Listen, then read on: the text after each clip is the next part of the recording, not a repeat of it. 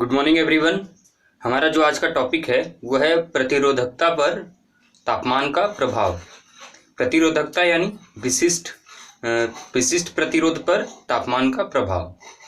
ठीक, तो इसमें हम देखेंगे कि जब हम किसी भी पदार्थ का, किसी भी मटेरियल का जब हम तापमान बढ़ाते हैं तो क्या प्रतिरोधकता बढ़ता है, घटता है, या फिर उसमें कुछ बदलाव नहीं होता है। तो जब हमने बहुत सारे पदार्थों को लेकर अध्ययन किया, उस पर स्टडी किया, तो हमने पाया कि जो पदार्थ होते हैं वो अलग अलग पदार्थ अलग अलग रूप से व्यवहार करते हैं, बिहेव करते हैं। तो हम इसको समझने के लिए हमने क्या किया, क्योंकि पदार्थ अलग अलग बिहेव कर रहे थे, अलग अलग व्यवहार कर रहे थे, तापमान बढ़ाने पर किसी में प्रतिरोधकता बढ़ जा रही थी और किसी में प्रतिरोधकता घट जा रही थी। तो हमने ना इसका बंटवारा कर दिया, किसका, पदार्थों का, और इन पदार्थों को हमने अलग अलग रूपों में बांट दिया। तो सबसे पहला जो पदार्थ हमने बांटा वो बांटा धातु का। सबसे पहला पदार्थ जो लिया हमने वो धातु का लिया और इस पे स्टडी करके देखा कि इस पे क्या होता है। और इस पे जब अध्ययन किया गया तो देखा गया कि जब तापमान हम बढ़ाते हैं, तो तापमान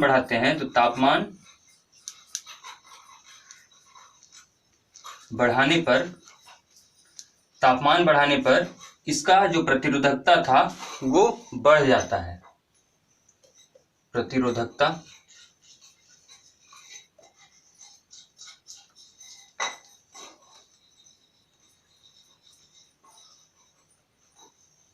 बढ़ता है। ठीक, जब किसी हम धातु में उसका तापमान बढ़ाते हैं, कोई पदार्थ है हमारे पास धातु का, और यदि आपने उसका तापमान उच्च कर दिया, हाई कर दिया, तो उसका प्रतिरोधकता बढ़ जाता है। ठीक, अब ये तापमान कैसे बढ़ता है, तो हमने धातु के बारे में पहले से स्टडी कर रखा है कि धातु में आवेश वाहक कौन होते हैं। आवेश वाहक होते हैं धातु में इलेक्ट्रॉन्स। और जब इन धातु का पदार्थ का हम तापमान बढ़ा देते हैं तो वो जो इलेक्ट्रॉन्स होते हैं उनकी तापीय चाल बढ़ जाती है। तापीय चाल यानी थर्मल वेलोसिटी की बात कर रहे हैं, जो हमने पढ़ा था, शुरुआत में ही पढ़ लिया था इसे, तापीय वेग या फिर तापीय चाल। तो इनका इलेक्ट्रॉन्स का तापीय चाल बढ़ जाता है, और तापीय चाल बढ़ जाने की वजह से ये इलेक्ट्रॉन्स तेजी से गति करने लगेंगे रैंडमली, और तेजी से जब गति करते हैं तो श्रांति काल यानी टकराने का समय क्या होता है, घट जाता है। किसका, इलेक्ट्रॉन्स का। और टक्करों की संख्या क्या होगा, फिर बढ़ जाता है प्रति सेकंड। और जब टक्करों की संख्या प्रति सेकंड बढ़ जाती है तो इसका प्रतिरोधकता बढ़ जाता है, या फिर हम कह सकते हैं प्रतिरोध बढ़ जाता है। टकराना मतलब क्या हुआ, अवरोधन उत्पन्न करना। जैसे जैसे इलेक्ट्रॉन्स टकराते जाएंगे अवरोध उत्पन्न चलते चला जाएगा, और जब अवरोध उत्पन्न होगा तो उसका रेजिस्टेंस यानी प्रतिरोध क्या होगा, घटेगा कि बढ़ेगा, घटेगा, क्योंकि हमने कल पढ़ा था प्रतिरोध के बारे में, ये अवरोध उत्पन्न करता है। एग्जाम्पल भी हमने समझा था कि अगर आप साइकिल से चल रहे हैं रोड में, कोई चीज आपसे टकरा रहा है, तो टकराते गए आप तो आपकी स्पीड घटती चली जाएगी। ठीक, इतनी बात समझ में आई। तो अब क्वेश्चन ये है कि ये फिर प्रतिरोधकता फिर कैसे घटेगा इसमें, धातु में।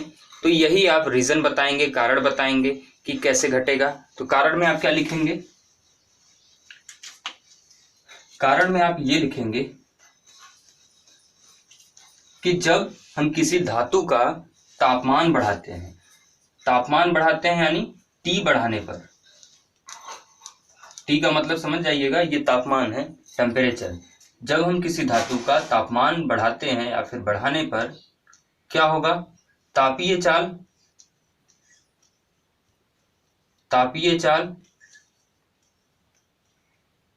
बढ़ जाता है। ठीक, और जब ये तापीय चाल बढ़ जाएगा, जब तापीय चाल बढ़ा तो फिर ऑटोमेटिकली क्या होगा कि उनका रिलैक्सेशन टाइम यानी श्रांति काल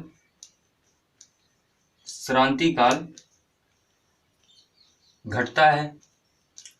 और जब श्रांति काल घटेगा तो टकराव जल्दी होगा, तो हम बोलेंगे टक्करों की संख्या प्रति सेकंड बढ़ जाती है, जिससे प्रतिरोधकता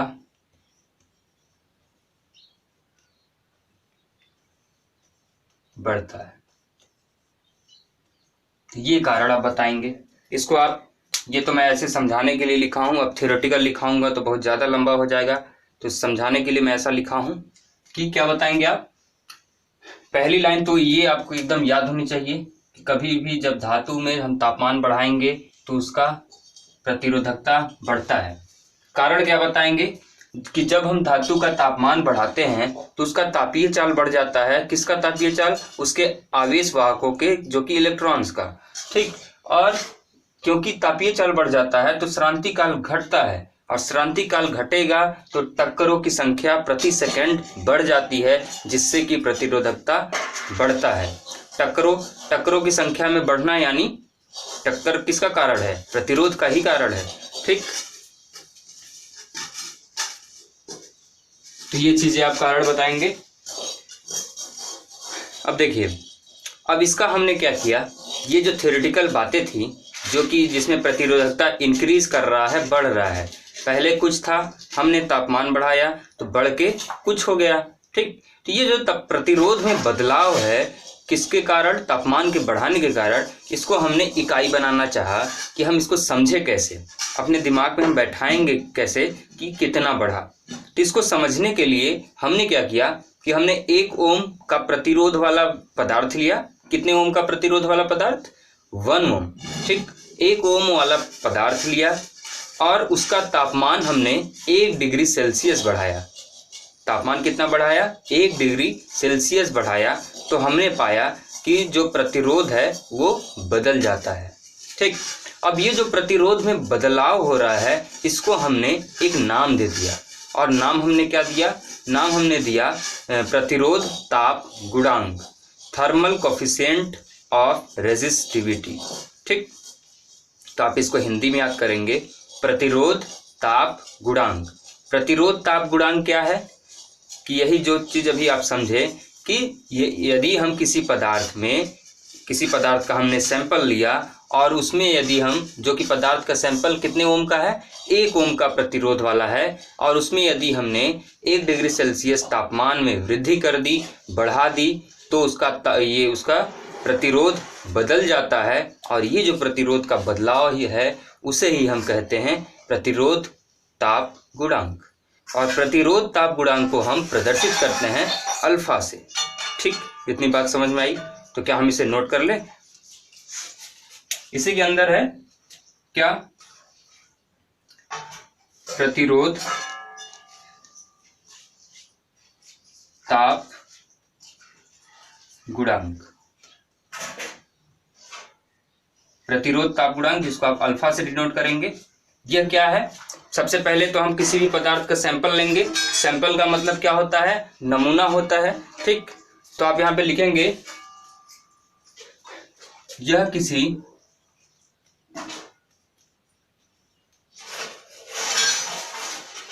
किसी पदार्थ के सैंपल में,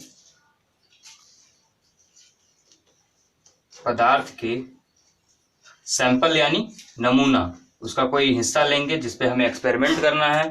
तो यह किसी पदार्थ के सैंपल में बढ़ा हुआ प्रतिरोध है। बढ़ा हुआ है यानी जो भी बदलाव आएगा, बढ़ा हुआ प्रतिरोध है, जिसका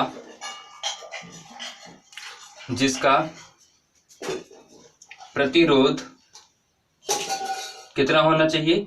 1 ओम, 1 ओम, तथा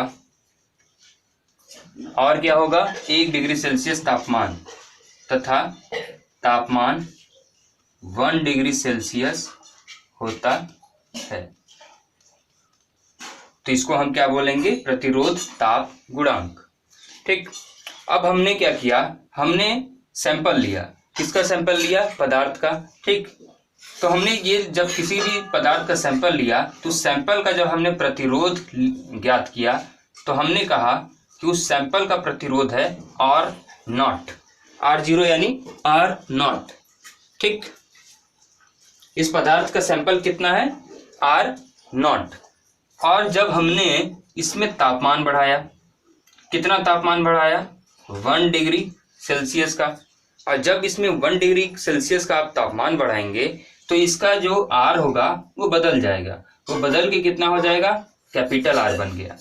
पहले ये था, कब आर नॉट कब था? जब हमने उसको उष्मा नहीं दिया था, उसका तापमान नहीं बढ़ाया था।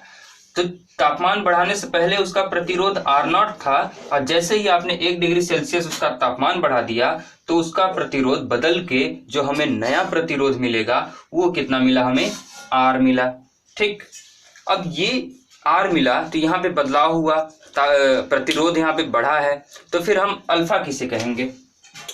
हम अल्फा किसे कहेंगे? अल्फा क्या है कि बदला हुआ प्रतिरोध। तो यानी आर नॉट से आर हुआ है तो इसका डिफरेंस हम निकालेंगे, कितना बढ़ा। कितना बढ़ा अगर हमें पता करना है तो हमें माइनस करना पड़ेगा, आर माइनस आर नॉट। कहाँ से बढ़ा है? कि ये आर नॉट से बढ़ा है। कि कब बढ़ा है? जब आपने डेल टी यानी डेल टी टेम्परेचर बढ़ाया होगा। ठीक, ये हमारा अल्फा का फार्मूला बनेगा। क्या बनेगा? R minus R naught. R minus R naught हमें क्या बता रहा है? बढ़ा हुआ तापमान बता रहा है। और किससे बढ़ा? आर नॉट से होकर इतना बढ़ा। कब बढ़ा? डेल टी यानी जब हमने टेम्परेचर को इंक्रीज किया। अब क्या हम इसके मात्रक की भी बात कर लें? हम मात्रक देखिए, आर क्या है? प्रतिरोध है। यहाँ भी आर क्या है? प्रतिरोध है। प्रतिरोध का मात्रक होता है ओम, हमें सबको पता है। तो ओम माइनस ओम क्या बचा? यहाँ भी ओम आएगा। ठीक, तो ओम माइनस ओम क्या आएगा? कट जाएगा, 0 हो जाएगा, कुछ नहीं रहेगा। अब आपसे मैं बोलता हूँ कि 5 केले में से 2 केले माइनस कीजिए तो क्या आएगा? 3 आया या 3 केला आया? क्या आया? दूसरा देखिए, 5x माइनस 2x माइनस कीजिए, कितना आएगा? 3 आया या 3x? तो आप बोलेंगे 3x आया। तो इसी टाइप से जब ओम में से ओम माइनस होगा तो वो कटेगा नहीं, वो ओम ही आएगा। तो इसका जब हम एसआई मात्रक की बात करेंगे, एसआई मात्रक की जब बात करेंगे तो इसका कितना आया? आर माइनस आर नॉट, जो भी हम राशि माइनस करेंगे दोनों ओम में ही होंगे, तो इसका मात्रक आएगा ओम। और आर नॉट का भी मात्रक है ओम, और डेल टी का एसआई यूनिट होता है के। तो ये ओम ओम कट गया, तो इसका ये क्योंकि 1/k है तो इसका मात्रक बन जाएगा पर केल्विन, के फॉर केल्विन। तो इसका एसआई मात्रक पर केल्विन। इतनी बात समझ में आई? अब देखिए आपके एग्जाम में क्वेश्चन कैसे आता है। एग्जाम में आपके क्वेश्चन ऐसे आएगा कि हमने कोई पदार्थ लिया जिसका तापमान बढ़ा दिया। अगर हमने उस पदार्थ का तापमान बढ़ा दिया तो आप मुझे बताइए कि नया प्रतिरोध कितना होगा। ऐसे क्वेश्चन बनता है। तो नया प्रतिरोध आपको जब ज्ञात करना होगा तो इसी फार्मूले से आप ज्ञात करेंगे। नया प्रतिरोध इसमें हमारा कौन सा है? आर नॉट है कि आर है? तो आंसर है कि हमारा नया प्रतिरोध आर है। आर नॉट पहले वाला है, तापमान से पहले वाला। तो आप यहाँ से आर की वैल्यू फाइंड आउट करेंगे, और जब आप यहाँ से आर की वैल्यू निकालते हैं तो ये कितना आ जाएगा? आर बराबर, चूंकि ये इधर जाके प्लस करेगा तो ये आर नॉट और प्लस ये चीजें इधर जाके मल्टीप्लाई होंगी, तो ये कितना होगा? R naught alpha delta इधर जाके मल्टीप्लाई होगा। तो आर बराबर कितना हो जाएगा? आर बराबर कितना हो जाएगा? अगर यहाँ पे दिख नहीं रहा हो तो यहाँ पे मैं लिख दे रहा हूँ। तो आर बराबर कितना हो जाएगा? आर नॉट को हम कॉमन लेंगे। आर नॉट को जब आप कॉमन लेंगे तो 1 प्लस अल्फा डेल टी। ये फार्मूला है जब भी आपको क्वेश्चन में पूछा जाएगा नया प्रतिरोध ज्ञात करने के लिए। तापमान बढ़ाने पर जब भी क्वेश्चन पूछा जाएगा, तापमान बढ़ाने पर नया प्रतिरोध क्या होगा। ठीक, तब ये फार्मूला लगा के आप ज्ञात कर लेंगे। इतनी चीजें दिख रही हैं।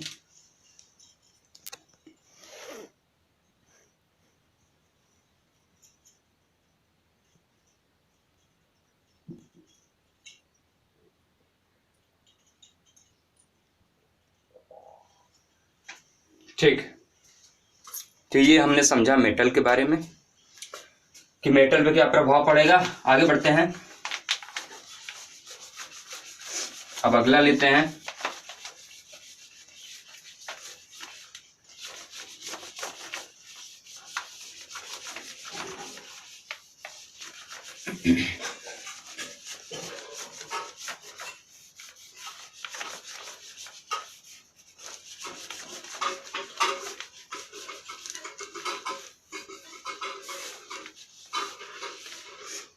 तो अगला है मिश्र धातु।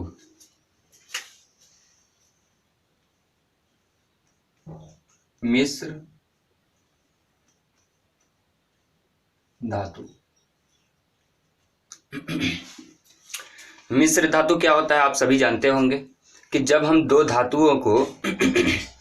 कभी दो धातुओं को मिक्स कर देते हैं, कोई ज़रूरी नहीं है दो से भी अधिक धातु जब आपस में हम मिक्स कर देते हैं तो उससे जो बनता है, जो मटेरियल बनता है, जो पदार्थ बनता है, उसे हम कहते हैं मिश्र धातु में।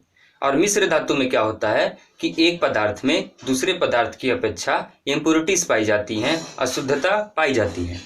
ठीक, तो हमें मिश्र धातु के बारे में नहीं पढ़ना है, बल्कि हमें पढ़ना है कि इस पे प्रभाव क्या होगा तापमान बढ़ाने पे। तो देखिए, जब भी हम किसी मिश्र धातु में तापमान बढ़ाते हैं, तो जब तापमान उसमें बढ़ाते हैं तो जो अल्फा की मात्रा होती है, अल्फा क्या है? प्रतिरोध ताप गुणांक। तो जो अल्फा की मात्रा होती है वो लगभग 0 के बराबर होती है। इसलिए हम इसको नगण्य मान लेते हैं। नगण्य मतलब बहुत ही न्यूनतम, वेरी स्मॉल, छोटा। ठीक, तो यहाँ पे आंसर क्या होगा? तो हम इसको दूसरे लैंग्वेज में ये बोल सकते हैं कि तापमान बढ़ाने पर प्रतिरोध में कोई बदलाव नहीं होता। क्यों नहीं होता? क्योंकि अल्फा क्या है? प्रतिरोध का बदलाव ही सूचक है। तो प्रतिरोध का बदलाव इसमें होता ही नहीं है, तो तापमान से इस पर कोई प्रभाव नहीं पड़ेगा। इसीलिए हम अलॉय को बहुत सारे जगहों पे यूज करते हैं। कहाँ पे? जब भी हमें कोई अच्छा इंसुलेशन बनाना हो, जैसे कि हमें स्टैंडर्ड यानी प्रमाणिक जो होता है प्रतिरोध, उसको बनाना हो। प्रमाणिक प्रतिरोध यानी जैसे कि रेजिस्टेंस बॉक्स, जो प्रतिरोध का बॉक्स आता है, उसको बनाने के लिए स्विच वगैरह में यूज किया जाता है। इसका क्यों किया जाता है? इसीलिए किया जाता है क्योंकि ये तापमान बढ़ने पे उसका प्रतिरोध हमेशा बदलता नहीं है, एक जैसा रहेगा। ठीक, अब देखिए, अब जो आपकी धातु है उससे आप जब करंट का पास कराएंगे, इलेक्ट्रिसिटी का पास कराएंगे, तो जैसे जैसे इलेक्ट्रिसिटी पास होगा तो वो क्या होगा? वो गर्म होगा। तो गर्म होने के कारण हो सकता है कि उसमें शॉर्ट सर्किट हो जाए। तो शॉर्ट सर्किट से बचने के लिए हम क्या करेंगे? हम चाहेंगे कि उसका प्रतिरोध क्या हो? प्रतिरोध में कोई बदलाव ही ना हो, प्रतिरोध बढ़े ही ना या फिर घटे ही ना। ठीक, तो ऐसे केस के लिए हम यूज करते हैं मिश्र धातु का। तो आप इसमें क्या लिखेंगे कि मिश्र धातु में अल्फा की मान नगण्य का मतलब न्यूनतम होती है। और जब अल्फा बदला ही नहीं तो प्रतिरोध में कोई बदलाव ही नहीं होगा। तो इसको दूसरे लैंग्वेज में आप लिख सकते हैं कि तापमान बढ़ाने पर प्रतिरोध में कोई बदलाव नहीं होता। ठीक, तो आपके एग्जाम में क्वेश्चन कैसे आएगा? पहला क्वेश्चन तो ये बन सकता है कि आपसे बोलेगा कि हमारे पास एक नाइक्रोम है, एक नाइक्रोम का पदार्थ है, दूसरा पदार्थ हमारे पास एल्यूमिनियम है। तो आप बताइए किसका प्रतिरोध कम होगा? ठीक, किसका प्रतिरोध कम होगा, तापमान बढ़ाने पे किसमें कोई बदलाव नहीं आएगा। तो आप क्या बताएंगे, नाइक्रोम बताएंगे। नाइक्रोम क्यों बताएंगे, क्योंकि नाइक्रोम क्या है, एक अलॉय है, मिश्र धातु है। नाइक्रोम निकिल प्लस क्रोमियम से मिलकर बना है, अल्युमिनियम एक अकेला धातु है। तो इसमें जब आप तापमान बढ़ाएंगे तो इसका प्रतिरोध क्या होगा, इसका प्रतिरोध बढ़ जाएगा और इसके प्रतिरोध में कोई बदलाव नहीं होगा, क्योंकि ये एक मिश्र धातु है। ठीक, यहाँ तक बात समझ में आई। इसीलिए जब हम प्रमाणिक प्रतिरोध बनाते हैं तो उसको बनाने के लिए हम मिश्र धातुओं का प्रयोग करते हैं। ना तो हम आयरन का बनाते हैं, ना तो एल्युमिनियम का बनाते हैं, ना तो कॉपर का बनाते हैं। क्यों नहीं बनाते हैं, क्योंकि धारा का जब प्रवाह होगा तो तापमान बढ़ता है और हम चाहते हैं कि प्रतिरोध ना बढ़े, प्रतिरोध में कोई बदलाव ही ना हो, इसलिए हम इन मिश्र धातुओं का बनाते हैं। तो आपसे इसमें क्वेश्चन ये भी पूछा जा सकता है कि प्रमाणिक प्रतिरोध बनाने के लिए मिश्र धातुओं का प्रयोग क्यों किया जाता है। तो आप इसमें आंसर क्या बताएंगे, इसी विशेषता के कारण प्रमाणिक प्रतिरोध बनाने के लिए मिश्र धातुओं का प्रयोग किया जाता है। कौन सी विशेषता, जिसमें कि अल्फा का मान न्यूनतम हो और प्रतिरोध में कोई बदलाव ना हो। तो यहाँ पे आप लिख सकते हैं, इसी विशेषता के कारण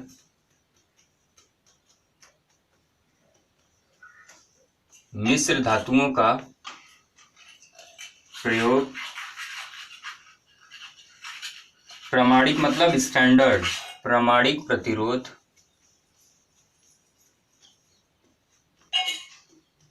बनाने में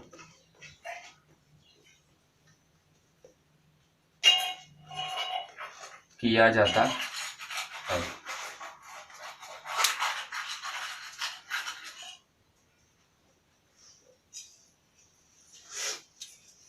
ठीक, तो ये था अलॉय के बारे में। अब आगे बढ़ते हैं, अब तीसरा पदार्थ लेते हैं।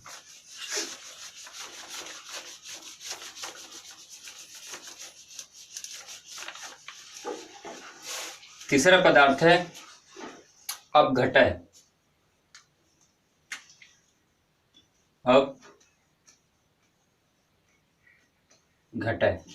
अपघटय यानी फिजिक्स केमिस्ट्री की अगर बात करें तो इसको क्या बोलते हैं, लिक्विड यानी तरल।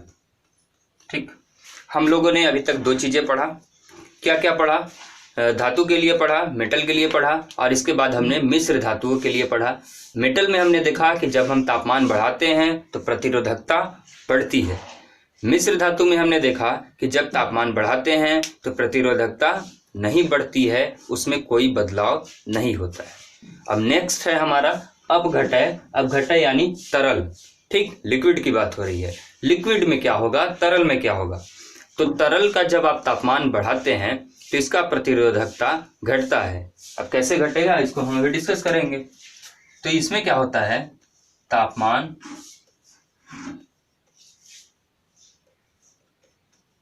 बढ़ाने पर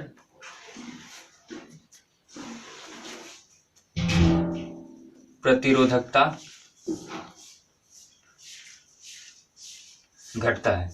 ठीक, तो ये चीज आप याद करेंगे। कैसे बढ़ेगा, तो देखिए, जब भी हम किसी तरल का तापमान बढ़ाते हैं तो जब आप तापमान बढ़ाते हैं तो उसमें बहुत सारे बदलाव होते हैं। किसमें, तरल में।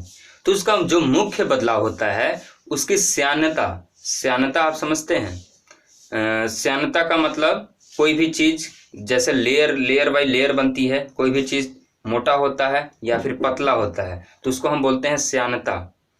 अभी भी नहीं समझ में आया तो ऐसे समझिए। अगर मैं आपसे बोलूं शहद आपके घर होगा, देखे होंगे। अगर मैं आपके पास कहूं कि बहुत सारा शहद पड़ा है और अपने हाथ को आप उसमें फिसलाइए तो आप देखेंगे कि अपने हाथ को आप उसमें आसानी से नहीं फिसला पाएंगे क्योंकि उसमें एक प्रतिरोध क्रिएट होगा। वो आपके हाथ को रोकना चाहेगा, आप आसानी से हाथ को शहद के ऊपर से नहीं फिसला पाएंगे। और वही मैं आपसे बोलूं कि पानी में आप हाथ डाल के हाथ को अंदर ले जाइए, पानी के अंदर, तो आप आसानी से ले जाएंगे। क्यों ले जा पाएंगे, क्योंकि जो इसका हनी का यानी शहद का लेयर था वो कैसा था, मोटा था। उसमें प्रतिरोध काम कर रहा था, जो पानी था वो पतला था, उसमें प्रतिरोध नहीं लग पा रहा था। तो ये जो इसका लेयर है थिक या फिर मोटा यानी पतला, मोटा पतला, इसको हम बोलते हैं श्यानता, इंग्लिश में बोलते हैं इसको विस्कोसिटी। तो जब हम किसी तरल में तापमान बढ़ाते हैं तो इसके श्यानता में कमी आ जाती है। श्यानता में कमी आ जाना मतलब उसका पतला हो जाना, किसका? अपघटय का, तरल का। ठीक, तो इसके कारण क्या होता है, जब वो पतला हो जाता है तो इसमें जो आवेश वाहक होते हैं, आवेश वाहक कौन होंगे इसमें तरल में? क्या यहाँ पे आवेश वाहक इलेक्ट्रॉन्स होते हैं? नो, इलेक्ट्रॉन्स किसमें होते हैं? धातु में होते हैं। यहाँ पे जो आवेश वाहक होते हैं वो आयन्स होते हैं। किस प्रकार के आयन? दो प्रकार के आयन, कैटायन और एनायन। तो ये जो आयन होते हैं ये बहुत आसानी से तेजी से गति करते हैं, इनको बड़ा छूट मिल जाता है मूव करने के लिए, गति करने के लिए। और ये जब मुक्त रूप से गति करते हैं तो फिर इसके कारण क्या होता है, हमारा जो प्रतिरोध होता है वो घटता है। ठीक, अब आपके मन में एक ऐसा विचार आ रहा होगा कि इसमें तापीय चाल में प्रभाव पड़ेगा कि नहीं पड़ेगा जब ये आयन गति कर रहे हैं? तो आंसर है नहीं पड़ेगा, क्योंकि तापीय चाल कब बढ़ता है किसी चीज का? जब उसमें आवेश वाहक इलेक्ट्रॉन्स हो, और जब यहाँ पे इलेक्ट्रॉन्स हैं ही नहीं तो तापीय चाल कहाँ से बढ़ेगा? तो तापीय चाल की तो इसमें बात ही नहीं करेंगे, कोई हमें लेना देना ही नहीं है उससे। तो आप ये कहेंगे कि आयन गति करते हैं और जिसकी वजह से प्रतिरोधकता घट जाती है। तो आप इसको नोट कर लीजिए। कारण में क्या लिखेंगे आप? कारण में आप ये लिखेंगे, उच्च तापमान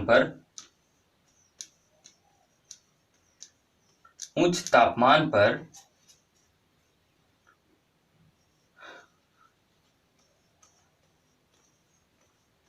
अपघटय की श्यानता का मतलब पतला होना,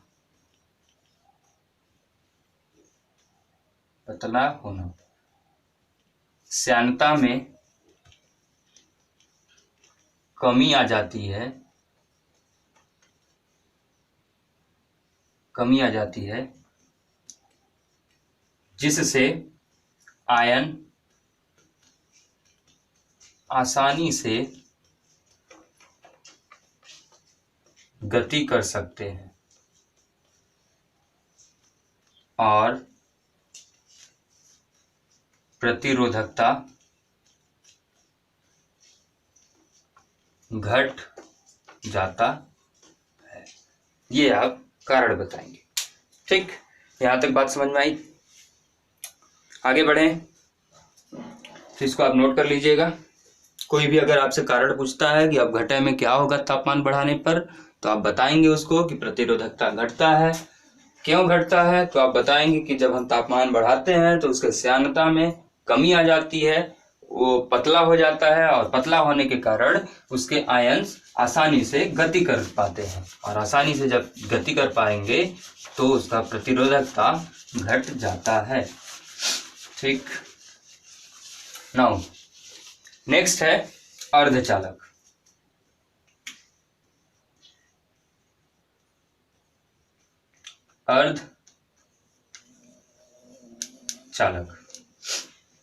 अर्धचालक में क्या होता है कि तापमान बढ़ाने पर प्रतिरोधकता घटता है। तापमान बढ़ाने पर क्या होगा? तापमान बढ़े पर प्रतिरोधकता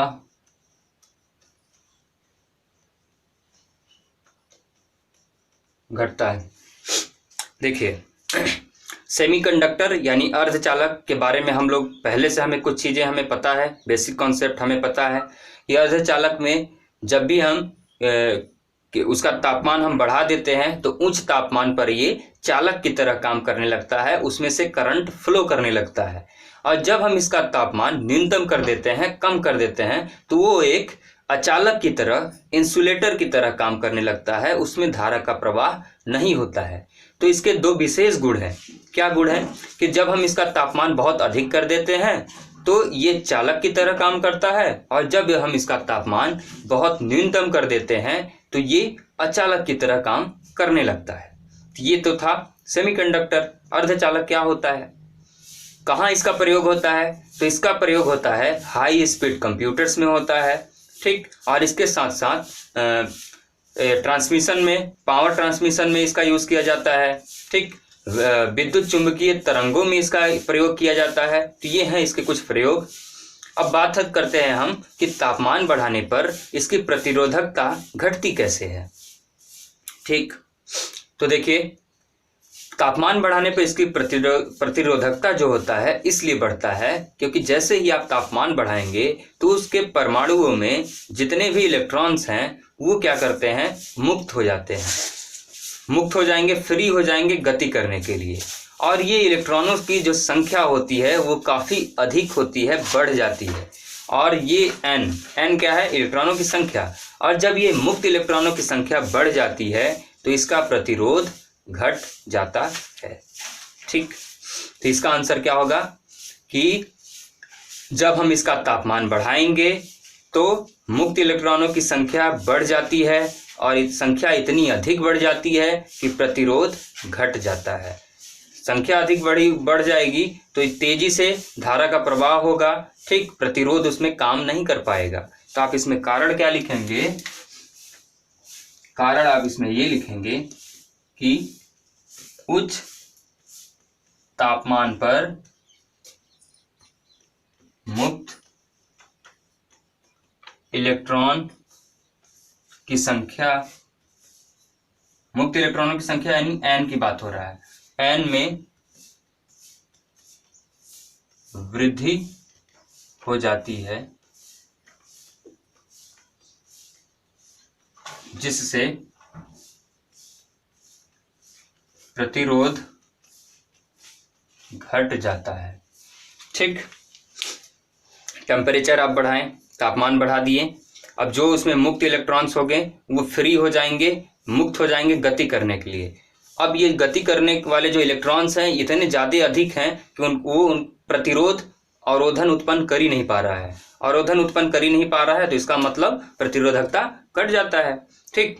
नाउ अब मूव करते हैं नेक्स्ट पे, और यह जो हमारा लास्ट है वो क्या है, हमारा इंसुलेटर है। इंसुलेटर यानी अचालक।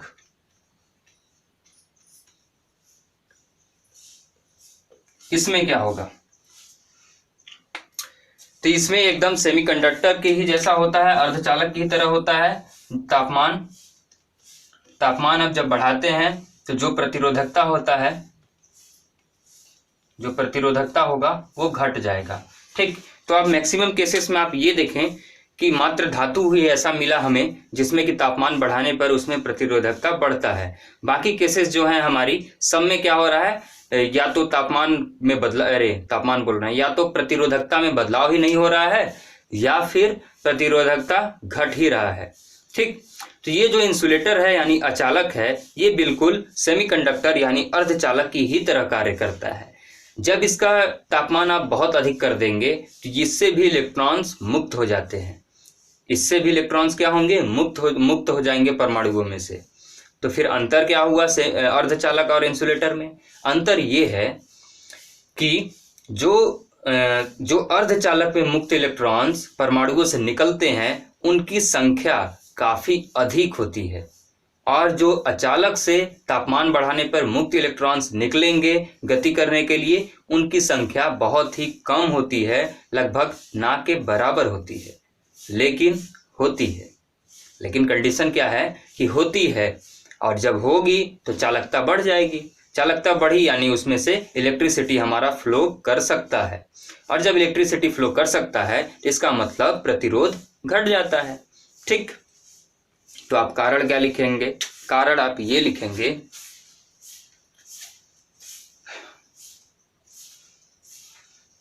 कारण ये लिखेंगे कि उच्च तापमान पर परमाणु में मौजूद इलेक्ट्रॉन मुक्त हो जाते हैं, ठीक। परमाणु में मुक्त इलेक्ट्रॉन मुक्त हो जाते हैं, जिससे